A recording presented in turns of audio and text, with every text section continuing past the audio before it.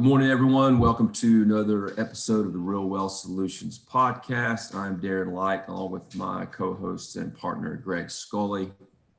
This morning, our guest is Mike Konstantas, who hails from New York. Mike, we appreciate your time. Thank you for joining us this morning. No problem. Thanks for having me. Yeah, and full disclosure, Mike and Darren and I are actually partners on one deal. So he's a friend and fellow investor, and of course doing things without us. But that's okay. We don't mind. Could you give us a little more bio and background, Mike, on just not only your real estate journey? Of course, you have another business going on. So just fill us in on Mike K in general. Sure. So I'm working in the family woodworking business. We're in that custom millwork space. Father's been involved for about 45 years or so. And as I was kind of finishing up high school, junior year, senior year, I was coming to work after classes and got into engineering school-wise, college-wise, and just kind of continued. I was talking to a couple of engineers as I was finishing up, and they all told me the same thing. If you have something good that's going on, just kind of stick with it and forget about being a PE. So that's what I decided to do, and kind of run with it. So we've been fortunate enough to have multiple clients that have done multiple restaurants or supermarkets all at the same time. I guess it could be a double-edged sword. We never really had to market our business or our brand. We didn't have to chase customers. It was always constant, doing work with the same people constantly. But as we were growing, I started realizing with these clients that they were involved with more than just the supermarket or more than just the restaurant. And 9 times out of 10, it all led back to real estate. So that's kind of where I got my itch. As a kid, I did enjoy doing floor plans and sketching homes and things like that. But I purchased my first investment property at 25, continued at 27, got another one, and then did some land things, possible development, didn't end up working out. And 2018 decided to go full circle with multifamily, joined the Jake and Gino community, and all kind of got started from there. So I think it's interesting that you noticed from your clients what else made them successful from the businesses they were running. You realize, oh, they were doing something else. I want to get to work, find out what they're doing and get there as well. Is I on the right track there? Yeah, absolutely. I mean, I saw guys that were a little older than me, obviously, and a little younger than my father that I was able to have different conversations with, and kind of was able to broach them and see what it was that they did and how they got to where they are. And all of them had some level of investing experience, whether it be with the stock market or with precious metals or real estate, but most of them, it was the real estate game. So mostly multifamily, apartments, not so much on the commercial side of it, although some of them own the buildings that they operated the restaurants out of and things like that. But it all led back to real estate, basically. Can you touch a little bit more on that first investment property at 25 and then maybe at 27 years of age? What was that? How was that process? Were you scared? Did you have a mentor for that? Did you just take a chance? And what was your plan at that point for real estate? Yeah, I mean, the plan was sort of to just kind of start growing with it. It was a new construction condo down in Miami. A buddy of mine that I went to college with here in New York, his aunt's a realtor down there. So an opportunity came up. We decided to jump on it together. Wasn't a huge investment for either one of us, but decided to take the chance and kind of go with it. So we, I guess, signed contract in 2005. It closed somewhere in 2006. Held it as a rental, and then the goal was to kind of just build on that, and then just either try and get one a year or two a year, and kind of just continue to build that portfolio a little bit. So Just listen to that timing. So 2008 was right around the corner. Miami didn't necessarily fare very well. How did you guys do during that whole debacle? Yeah, I mean, we were lucky enough that we had somebody in there paying the mortgage for us, but as far as the value of the asset itself, yeah, it dropped significantly. There was one point that we were considering getting rid of it, and then when we realized, how much we would potentially get for it versus what we owed the bank, decided not to. So we held on to it, had tenants in there, and they were, again, luckily enough, covering the mortgage as well as the maintenance expenses, insurances, and all that kind of good stuff that we had. And we're able to weather the storm. Again, the value of it dropped more than 50%, but we held on to it, and slowly it got back. I mean, it did definitely take some time. We're actually selling it right now. We're on the market. Kind of tenant was moving out after 6 years, and just figured, what, let's unload it and then kind of invest that into multifamily instead of with the one-offs. So. Oh, What's so your, you're going to make out all right then. Yeah, I mean, we'll Um, do a little better than breaking even, but I mean, again, for the most part, we didn't put any money out of our pocket throughout this entire process. So in a sense, it was a good learning experience. Definitely something that I don't regret doing. I just, if it would have been nice if we could have gotten out, I guess, a little sooner to be able to deploy that into larger assets that we're doing now. But overall, I mean, it was definitely a good experience. Ended up buying another apartment with the same friend, same partner. So same situation. When that tenant decides to leave, I think, even though that one's fairly newer, and we are making some money on that one, it might follow the same path. We decide to get rid of it as well. So and that's all, sounds like it's all driven by scale up type yeah, yeah. motivations. Yeah. Yeah, Okay. definitely. I mean, obviously, once we got into multifamily, you start to realize that when you have one unit and it's vacant, it's 100% vacant. If you have 40 units and two are vacant, you still have 38 units that are paying, so to speak. So I had 4 condos in my portfolio. 2 of them I'm getting rid of now. We're in contract on both. And then the other 2, again, when the tenant decides to leave or whatnot, I mean, we got great tenants, but when they decide to go, I think is when I'll decide to put them on the market as well. are they all in Miami? No, I have 2 here in New York. One that I purchased in 2016 and one in 2017. One in Miami, and then one in South Pasadena in Florida by the Clearwater, St. Pete area. West Coast. My mom's from that side, so it was kind of a good opportunity there to be able to do business and pleasure and family all at the same time. Flying to Tampa, see our property, see family, and kind of make a nice business trip out of it. So You're done with the condo single family world, if you will. yeah. I mean, it's a different level, I think, of involvement and investing. I mean, there's not much to do, right? You renovate it if it's a unit that needs renovation, and if you do it the right way, you're sort of done with it, right? All you have to deal with is your tenants and possibly painting in between. But again, on a scale of things and where we want to end up as a family and where we want to end up for our kids,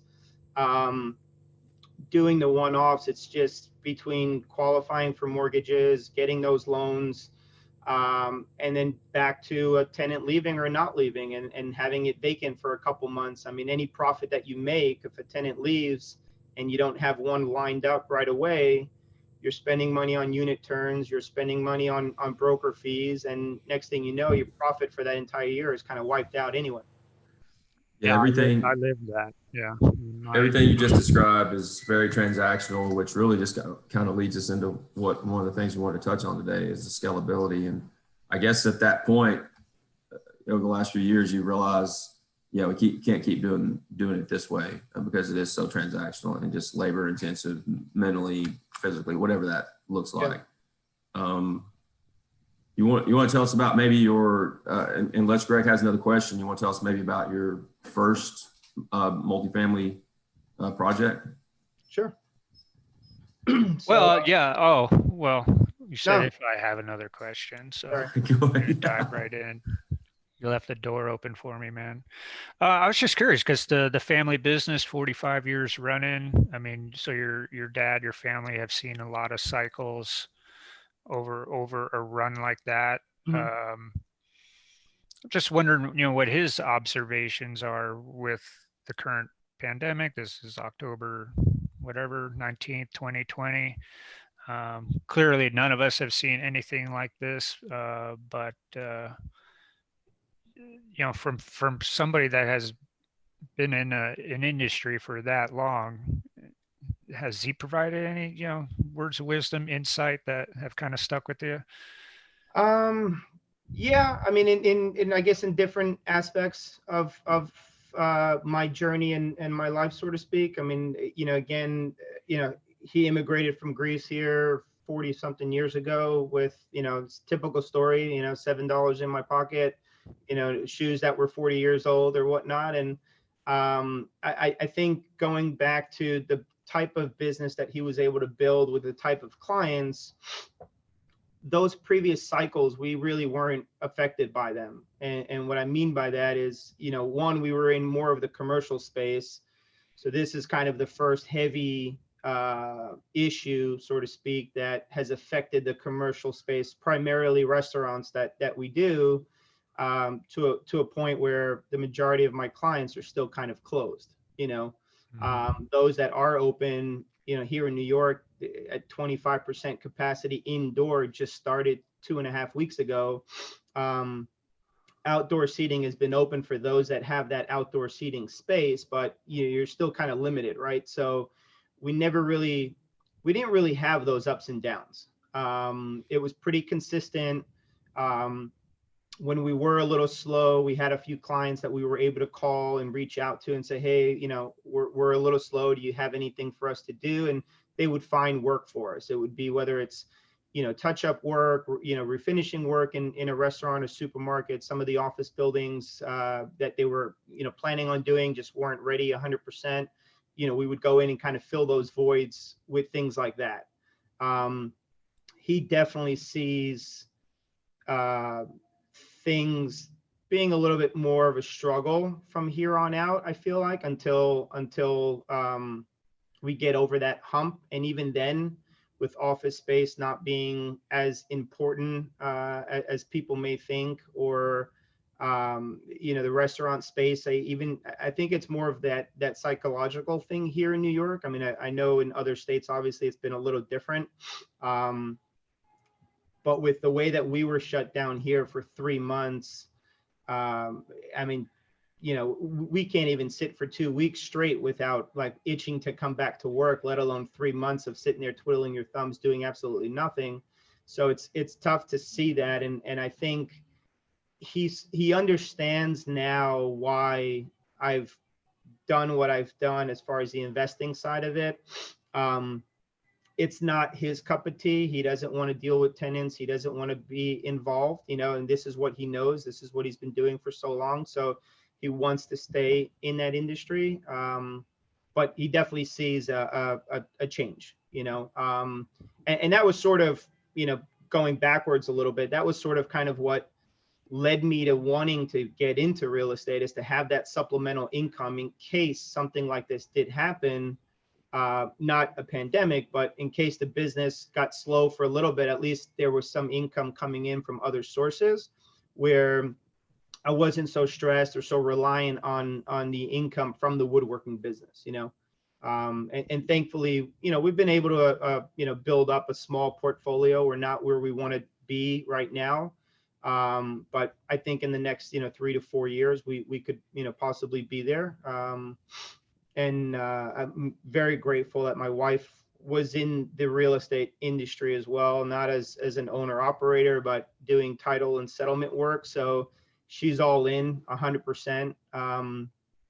Darren knows her, and Greg, I'm sure you guys met. I'm not sure what kind of interaction you guys have had, but she's 100% involved. You know, she wants to go to the events, she wants to do the networking thing, and she loves the fact of what we're doing and what we're buying. And you know, she's not directly involved just yet, but she's always asking questions. You know, how are you guys approaching this? How are you guys approaching that? So it's been an interesting, you know, kind of ride, and to see where this woodworking business will end up, and where the real estate stuff will end up taking us, you know. So Yeah, I mean, some great points there that you bring up is, you know, we're trying to do, well, we are doing real estate full time, and for it to be our main and not necessarily only gig, but certainly the main gig.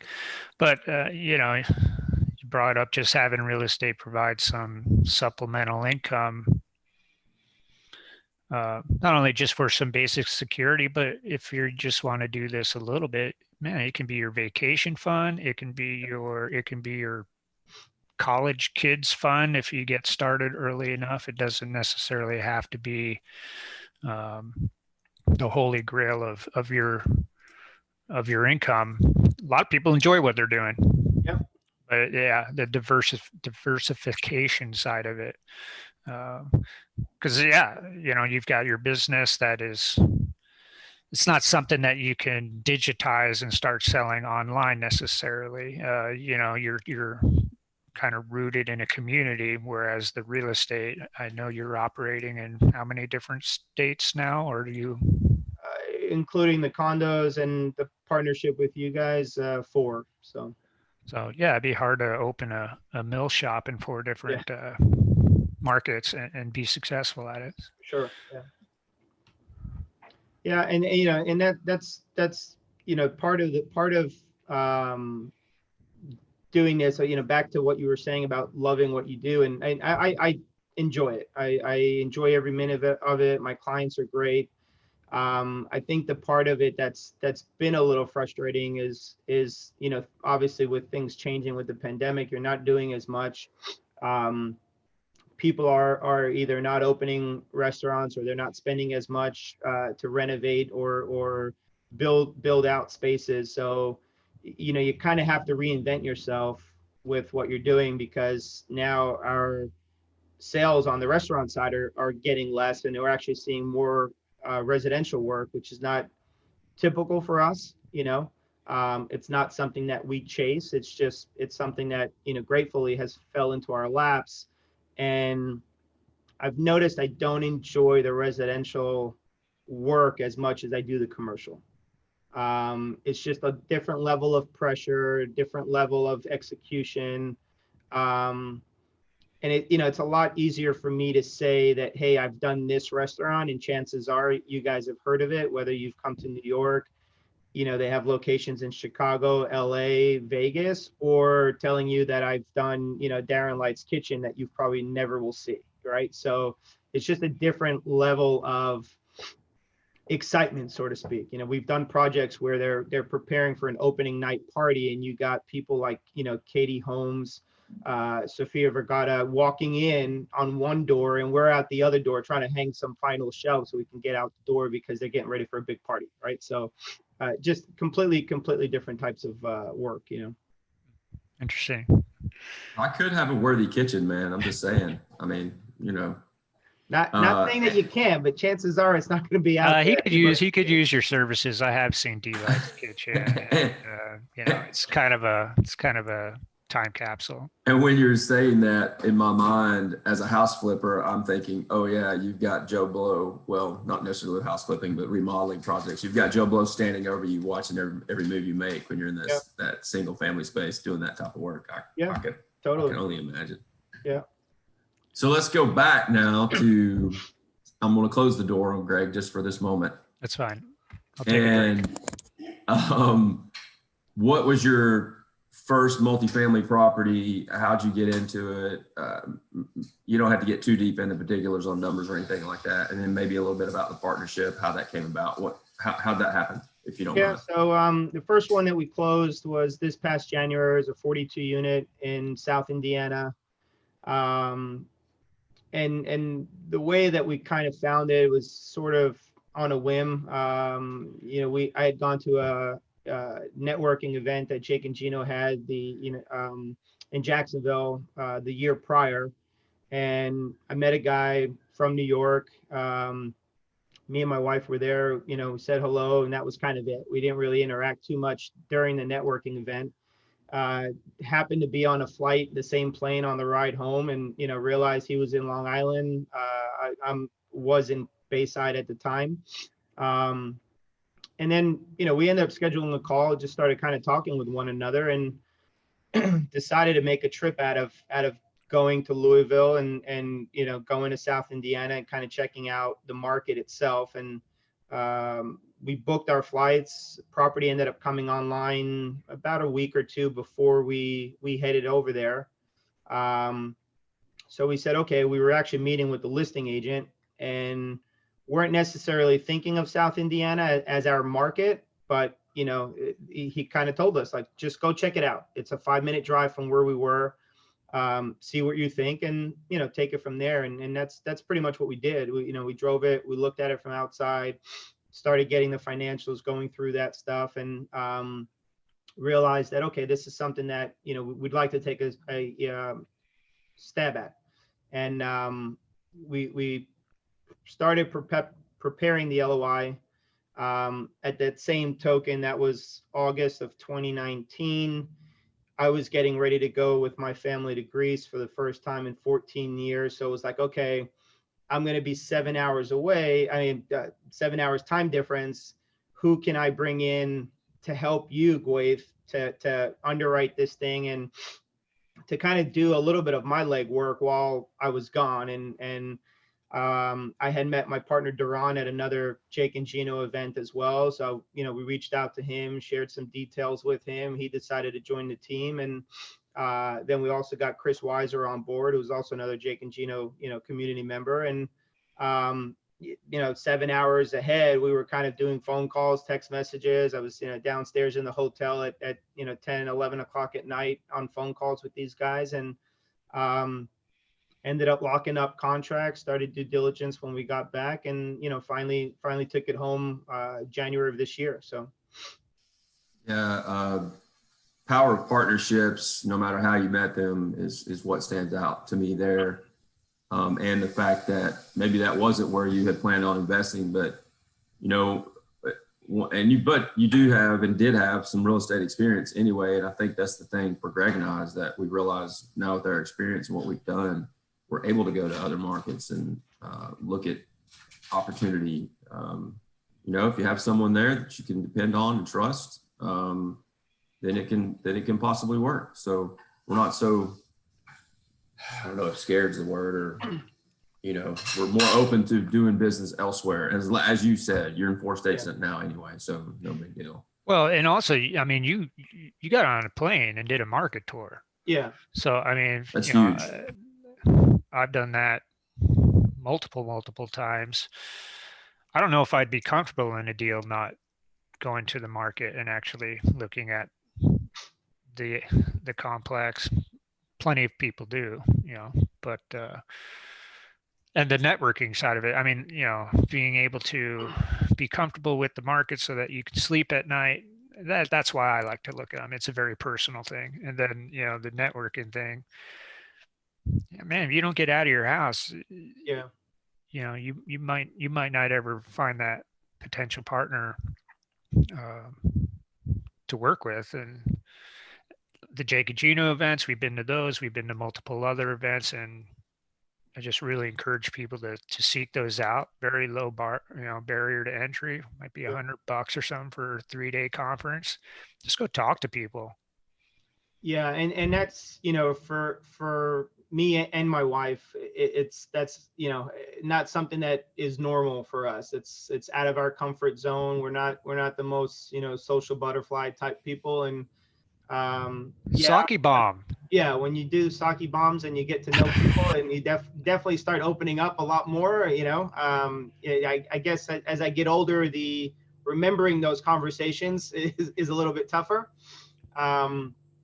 But it was one of those things that, that event in Jacksonville that I met Gwaith at, my wife was there. She wanted to be there. When we did the tour in Louisville, South Indiana, she came with us. It was, me, Kelly, and Gwaith.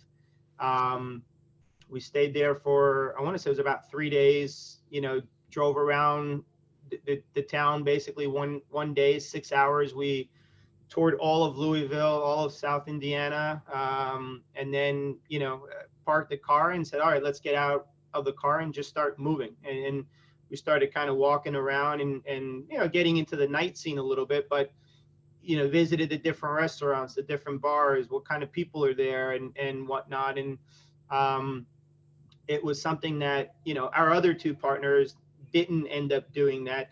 They showed up during due diligence, right? But if it wasn't for the fact that we went there, I don't think that they would have been comfortable getting into it, right? So, them knowing that we were there, and that we liked the area, it made them feel more comfortable saying, okay, we'll join the team based on what you're telling us and also the numbers that we're seeing, and what the business plan was, I guess, going forward, Yeah, they had a level of trust with you already, even though they didn't go to the property. It just hit me in my mind. We joke about sake bombs, but I think Greg and I met you, I think, for the first time as well in Jacksonville, and then we were in Atlanta like the very next event and got to know you a little bit more, and with Kelly.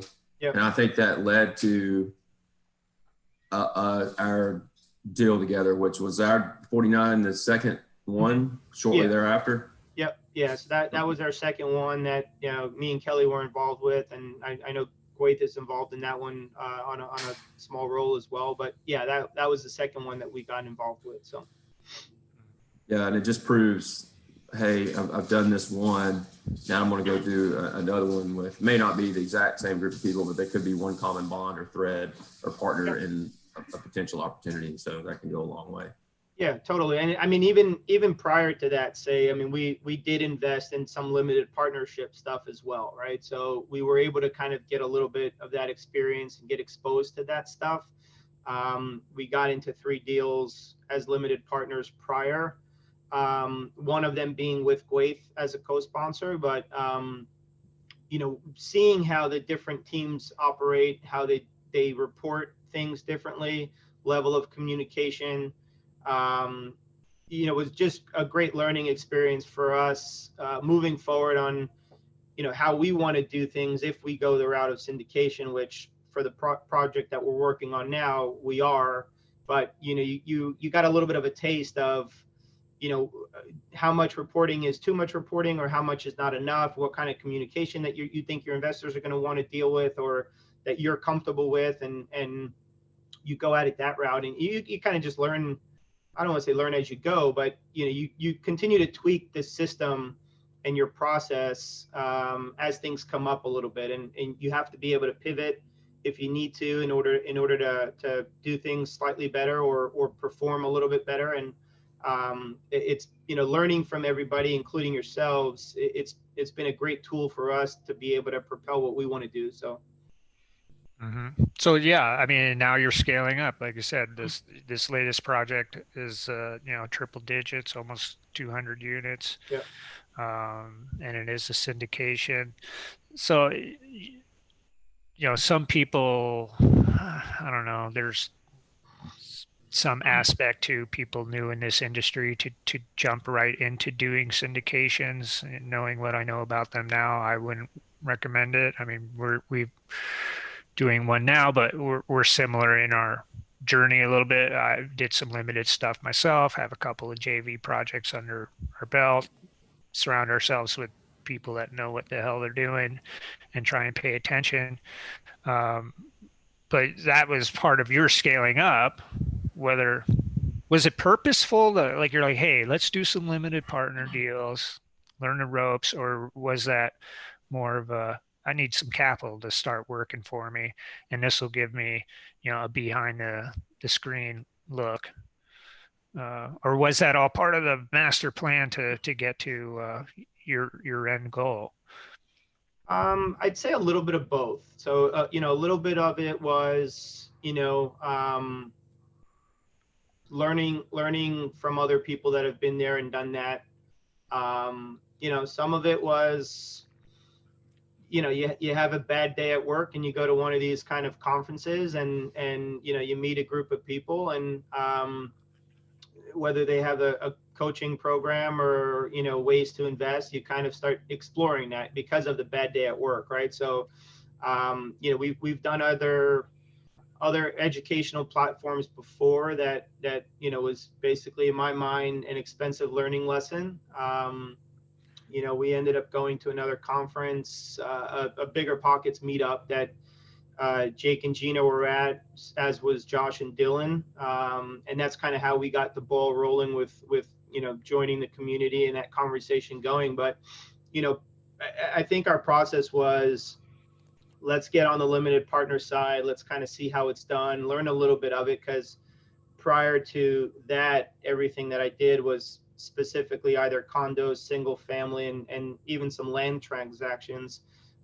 So it was learn that multifamily side of it, and then from there, grow. Right from there, get into our own deal. JV wise, learn that aspect of it. Learn the processes, learn the systems, and then, continue to grow that regard, whether it be another JV or start syndication. But for me, I felt that we needed the JV partnership side of things and the limited partner side of things in order to feel comfortable enough to learn that process before getting into syndication. It's one thing for me to get in a deal and lose my own money. It's another thing that, when other people are depending on you or investing with you and in you, it's not something that I take very lightly, and I'll do anything I possibly can to protect that capital from those investors before I protect my own. Yeah, that's huge. And people jump into this, as Greg said, and they don't realize how much work is involved. But yet they want to make the quick payday or get rich quick. Two things stand out to me about some of the stuff you just said. And one, you are a pretty good underwriter. And I just from my experience of being involved with you as a partner, and I think Greg would also say that as well. You ask really good questions about the numbers, but then I like the fact that you admitted that networking and visiting with people is not in your comfort zone as far as you and Kelly are concerned, but you knew that's something you had to do. And for me, that's the mindset part. It's like, hey, if we want to become more successful and network with good people or partner with good people, we've got to go to these events. We've got to get to know them. And I think looking back on that, which you've already shared, that's absolutely led to a lot of your success. So I think that's great. Yeah, totally. It was, I remember in college, my freshman year, we had a class that we had to build like various models and stuff. And part of the class was presentation. And, that whole public speaking thing is definitely not my cup of tea either. But you get comfortable with it after a few times, and everybody's in the same boat. Everybody's got those butterflies. Everybody is not perfect when it comes to these things, and you get jammed up every once in a while. But I got comfortable with it then, and then slowly thereafter you kind of fall out of it again. So it's like back to square one with doing it again. And we've gotten a little bit better. I feel like with networking with people within and outside of the community, and even the whole public speaking thing. I mean, I'm not there yet, but I feel like we've gotten a little bit better with that. And Kelly is opening up to that as well, right? It's not, something that you learn overnight. And I think a part of it for me as well was getting comfortable with what you're doing. And not that real estate was new for me, but multifamily was sort of new for me, right? So making sure that I knew what I was talking about or felt comfortable with what I was talking about makes the whole public speaking thing a lot easier for you, as opposed to going and saying, here, go talk about this, and you know nothing about it. Yeah, I mean, I agree. I think we're somewhat similar, Mike. I'm still not the guy that picks up the phone and just calls people on a whim just to chat. It's just really not part of my personality. But with experience, I'm pretty comfortable talking about this stuff, at our meetup or whatever, I'll rattle stuff off. But if you just met me on the street, you'd think I'm somebody else because I don't do a lot of chit chat. But it has, admittedly for you, made you come out of your shell, and you've admitted. Oh yeah, that. tons. And I a know lot. other people that we have our partners with that they will say the same thing. They've realized that, hey, if I want to be successful, and and like you said, Mike, it's a level of comfort. You are getting more comfortable just doing that. So I think it's great. So where's this latest project then? Columbus, Ohio. Okay. It's one is, I guess, south of downtown, and the other one is slightly north of downtown. So about 20 minutes away from one another. There's two properties. One's 146 units, and the other one's 48 units. Two slightly different parts of town. So there's a little bit of, I wouldn't say challenge, but there's slightly different demographic for each property. So you're kind of handling certain things a little bit differently.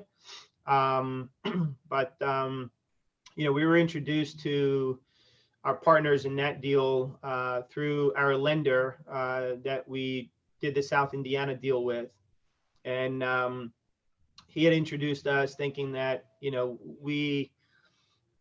I guess with us having a little bit more of that educational background and these guys kind of having that more shoot from the hip kind of, let's just go and figure it out kind of mentality, that it'd be good for us to kind of connect and start talking. And that's sort of where it started. We just started getting on a couple of these type calls and feeling each other out and whatnot. And we ended up realizing that we were looking at similar deals together. And even one in particular that happened to be the same deal in Florida that we were looking at. So they had this opportunity in Columbus. They brought it to our attention and wanted to know if, we wanted to join forces with them on this one and handle the operations side of it while they handle more of the CapEx rehab side. And we looked at the deal. They got it under contract on a Monday. Me and Darren drove out from New York. We were there Wednesday afternoon to walk it with them. And, we liked what we saw. We liked the guys when we finally met them in person as opposed to just over Zoom, and, decided to jump right in on it. So. Just curious, was this a marketed deal? I mean, we're looking at marketed deals. They're all basically garbage. So I'm just kind of, the Johnson City 49 unit thing was semi-marketed. It was sort of through a broker. Where have you been getting your luck?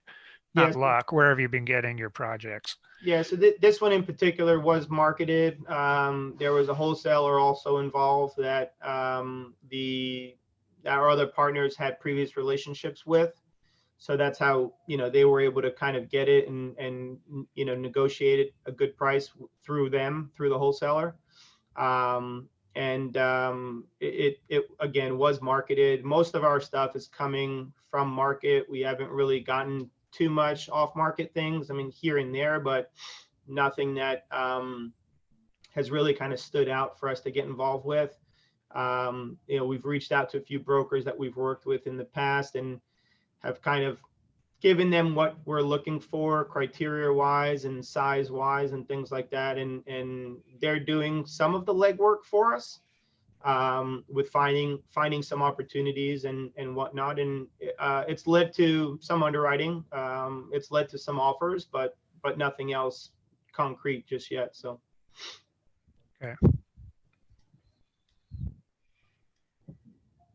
Okay, Darren, I thought you were going to say something. You look really intense there.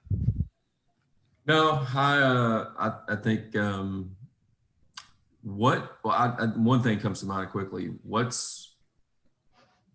Can you share something that's maybe we'll call it a lesson / failure along the way that has maybe, if you have one that you'd like to share that, hey, if I had to do it over again, I would have done this, or this happened along the way, I'm going to do it differently next time. Have you had any of those moments along the way? Operations wise, partner wise, like you said, you have a fiduciary responsibility to your investors, and you don't want to be that guy. Yeah, I just imagine a bus coming down the road, Mike, and then go ahead and throw somebody right underneath it. No, knock on wood. Thankfully, we haven't been there yet. With our first property, the way that we went about it was, um, let's do it together and let's see what happens. And if we work well together, great, we'll continue. If we don't, and it's a one-off, then it's a one-off. And it didn't take very long before we got really comfortable with one another. And, our half an hour, Zoom update meetings of properties ended up turning into 3-hour meetings, and getting kind of some chatter from the wife about, why I'm talking to these guys for 3 hours on a call when we could have finished in 15 minutes or 20 minutes or whatnot. But, it's been great because we've expanded on what we wanted to do outside of multifamily and create additional streams, whether it be, through doing some fix and flips, whether it be through opening different types of businesses, whether it's, mortgage type stuff or insurance type stuff. And it's been great to kind of feed those ideas off one another and help each other get to the goals that we want to get to. 3 of us currently have a W-2 of the 4. The fourth is an independent, consultant, works for himself. And while I'm self-employed, it's still kind of married to the job. So I throw myself in that W-2 type of realm. But, we all want to get to a point, I think, where this is the primary focus for us. This is the primary income producing stuff for us. And seeing what each other's goals are and getting us there is kind of what we're looking to do, together. And even on the larger property thing, it was one of those all or nothing kind of deals where if there was one of us that wanted out, then we were going to just kind of put it to bed. But, all 4 of us wanted to do this thing together, and we said, okay, let's go with it. So. Yeah, the 3-hour phone calls, if you will, are basically, simply you've realized that you like each other, and you're building up that rapport, and you realize this relationship can, not just about multifamily, like you said, Greg and I have discussed multiple business models in different industries. Yeah. And you said something early on during the interview that I want to touch on really quick in regards to, and Greg and I have experienced this, there's no way in this world, in any business, that you can predict what's going to happen to you. But when it does, whatever it is, you have to be able to pivot and figure it out and do what's best for you and or your partnership. Yep. And that's the part that I've seen when people come into multifamily specifically, is they don't realize that, or they try to figure everything out before they pull the trigger, and it's impossible. That will never happen. So that go back to that mindset thing for me. Life happens, whatever that is. You have to figure it out and continue on. Yeah, totally. I think for us, or for me specifically, the initial hurdle or struggle was getting a partner. My father had a bad experience early on when I was still a little kid, probably running around in diapers. So I kind of grew up with that do it by yourself, mentality. And even till this day, I'll be the one that runs to the hardware store to go pick up hardware for ourselves, as opposed to getting someone else to do it and focusing on more important tasks that generate more business for the company. And going into it, I think the initial goal was do it alone. And okay, this is what I could qualify for. This is the size property I can buy by myself. And then you start talking to different people, different operators, people that have been in the business, and you hear that, in order to make this work, especially with third-party management, you need to be of a specific size. If you're not in the market that you're investing, it's a lot more difficult having a smaller size property. And that's when I said, you know what, let me at least be open to it, and that's where the conversations kind of started with, all right, I'm looking in this market, you're looking in that market, I'll share with you what I have, you share with me what you have. And, we kind of just started bouncing ideas off one another, and ultimately ended up, doing the property tours and the city tour and whatnot, and just being open to it. I mean, there's not a cut and dry, I think, road on what you need to take or what you need to do in order to get into this business. And what works for you may not work for me and may not work for the other guy. But, for us, the way that we've been able to kind of come together and like each other enough that we want to continue to grow and grow together and get into other businesses with one another. The families like each other, the wives like each other, the kids like each other. So, all of that matters, right? I mean, I've seen it even with my clients that, the two guys get together perfectly, but, when it comes to the wives, they don't. And that unfortunately drives a wedge between the two partners, and, it's been great thus far. I mean, definitely looking forward to growing with these guys and growing some more with the partners that we have in Columbus. And, obviously we're also open to partnering up with some other groups as well that we feel that we can add value to. And it's not just, to do another deal. I think for us now it's, we want to make sure that we're able to provide value to the other group, and whether it's just, here's what we think about your deal and then not get involved, or, us actually getting involved and helping out, being able to grow in that regard, I think is going to be tremendous for us, and definitely will lead us to, the end game or end goal, so to speak, of where we want to be as a group, as a partner, and separately, Yeah, it sounds like you started with the goal a little bit and worked backwards, or because buying the 16 unit in your hometown because you can work very well, depending upon what your goals are.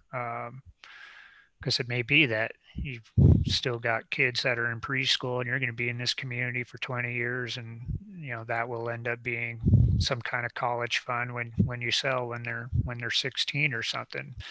But if you got different goals, yeah, it might take you going completely outside of the Northeast. You're in the Northeast, which is a difficult market for multifamily for a lot of reasons. I guess there's a lot of difficult markets in multifamily from what we're experiencing, just in terms of deal flow and stuff. But if your goals are big, you have to think big. You have to have a wider range of view, peripheral vision of where the potential opportunities will be. And a lot of what you've done is through networking and just staying active, it sounds like. And then some of those things just kind of unfold in front of you. You got that deal in Indiana. And this is the unfair side of this business, is the lender. Yeah. So saw you perform on something, made a connection with some other people that he had some faith in, or, hopefully. So until you get active and maybe you may not necessarily have to have a deal, but you have to be in front of people enough so that they take you seriously. Yeah. That first deal helps a lot, though. Yeah. And that relationship, I mean, this was a guy that we met at the October Jake and Gino event. I mean, literally it was a, hello, my name is, your name is, okay, nice to meet you. And that was it, and for me anyway. And then as we started working on his deal, me and Gwaith were on the phone.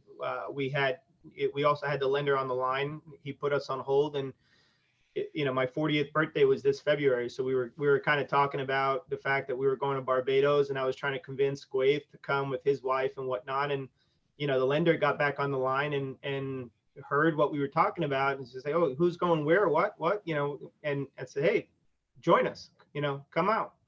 And, I give this guy the ultimate props. I mean, he, again, barely knew us, with the exception of like phone calls and going through this deal.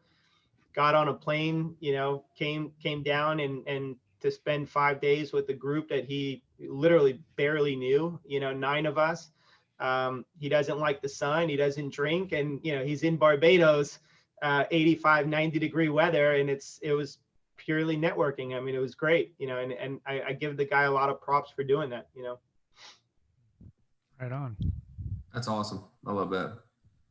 Do you have anything that you do on a daily basis that you say, I need to do this because this is what keeps me going every day? A routine, a book, something, anything like that you do that helps you?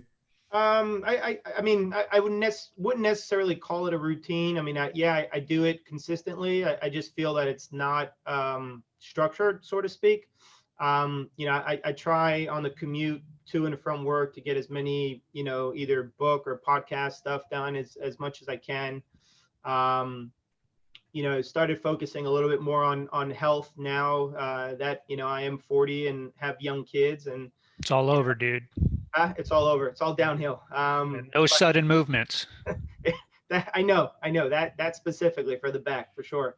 But with having a 4-year-old at home, a 2-year-old, and now a 2-month-old, it's taken a toll on the body. I mean, it really has. You got pain here, lower back, and just trying to be more mindful of what you're putting in and getting some exercise in and whatnot, and trying to get better at what we do. And on the operations side of it, just, I come into the office, my guys start at 7:30, try to be here around 6:15 or so in the morning. So it gives me a good hour and 15 minutes to kind of do my own thing first. And whether that's looking through reporting, looking through the financials, where can we do better? Where can we fine tune this process, that process? Because I know in the evenings, it's a little bit more difficult for me to do that. And that's a little bit of how we kind of feed off each other as partners, because you got a guy like Gwaith, who he's in his office at 6 o'clock, he's out at 4, but he doesn't really have any time in between to do stuff. I mean, he'll exchange a few emails and text messages, but it's sort of like the phone on the side and kind of doing it where, that's my time that I can actually focus and do stuff in between what I'm doing on a day-to-day. With our kids being young, it's tough for me to do that at night. I mean, yes, I will find some time, but that's where, Gwaith can pick up the slack a little bit there. That's where, Darren can do what he does. Chris can do what he does. And it alleviates me a little bit in the evening hours, to be able to spend time with the kids and with Kelly and whatnot. And, again, I don't have that routine. It's not structured. It's not like written down in a book and say, okay, I'm going to check these off every single day. But 9 times out of 10, I'm doing pretty much the same stuff every day. So, And on this journey, multifamily specifically, man, it's all about the process, which is what you just alluded to, man. It's checking off. It's, same thing every day. You don't embrace it, and you just stay constantly thinking about the end, you're never going to get there. That's one thing that I've learned and learned from others. Yeah. Well, and then, like you mentioned, it sounds like evenings are difficult to maybe get significant amounts of important work done, but also you just need to spend time chilling with your family and stuff. And that's what we don't have kids in the house. It's just Kim and I still find myself, dangerously working all the time, and that's not just real estate. That's for anybody that has some amount of self-employment or a job that they love or something. You just, sometimes I just have to force myself to close the computer, realize like whatever I'm doing may not be like the most efficient or necessarily important work at the time, although it seems like it's work because there might be some kind of real estate on the screen, but just go do something else every now and then. Yeah, and that was a big thing for me getting into this, as creating that time that we have, and some people know, some don't. I had a heart infection when I was 26 and was in CCU for 3 days, and from that point on, my outlook on life and outlook in work specifically changed. I was being driven to the hospital with from my fingertips all the way up to my shoulders getting numb at 26, and the only thing I could think of was that I never finished my will. right? And I didn't have a wife, I didn't have kids at that time, but being able to enjoy those moments and do what we can do ahead of time to be able to enjoy those moments and spend that time with the family and the holidays that we were accustomed to working, right? We were always accustomed to working 4th of July and Labor Day weekend, Memorial Day weekend, because the restaurants were closed then, and that's when we can go in and do the majority of our work without having anybody there. So that was a big thing for me, and getting into this and having that passive income was in part to be able to spend more time and not be doing 60 hours a week in and week out, Yep, absolutely. I feel you there. Well, all right. We're about an hour in. We don't want to take up too much of your time today, Mike. If somebody wants to get in touch with you, chat real estate, whatever, where's the best place to find you? Cell phone 917-577-2448. Email is mike@168capitalgroup.com. We're in the process of getting the website going as well, so that should hopefully be live in the next 2-3 weeks. But yeah, cell phone or email. If I don't pick up, shoot me a text. Sometimes just being in the middle of things, can't get to the phone all the time, but definitely look forward to connecting to your guests. All right, on. Yeah, and with your permission, we'll put that in the Yep. show notes. You mind the cell phone in there, man? You're gonna get Yeah, you're go gonna get for it. spammed. It's all right. It's okay. That's right. Yeah, you'll have thousands. There's a block feature. I was just gonna say that now you can block numbers. It's a little bit easier. Back in the day, you didn't have that. You couldn't block phone numbers. Now you can, so it's okay. Yeah, right on. All right. Well, hey, thanks again. Appreciate it. Darren, you want to take us out? Sure, Mike. Really appreciate the time. We appreciate everyone listening. This has been the Real Wealth Solutions podcast with Mike Konstantas. Everybody have a great day. Thank you. See ya. Be good.